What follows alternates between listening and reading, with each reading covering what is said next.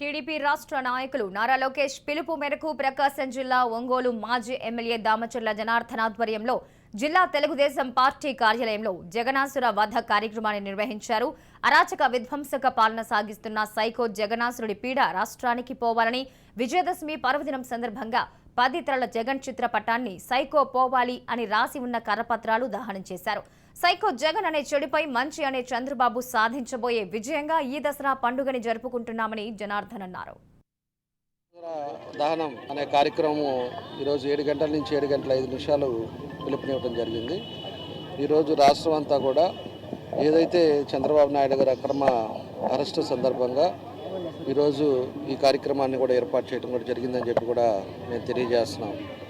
4.5 సంవత్సరాలు ఈ జగన్ రెడ్డి సైకో జగన్ రెడ్డి నిద్రపోయి కావాలని చెప్పేసి ఇప్పుడు ఎన్నికల ముందు ఆయన మానసికంగా ఇబ్బంది పెట్టాలి అనే ఉద్దేశంతో ఈరోజు ఈ అక్రమ కేసులు పెట్టడం జరిగింది.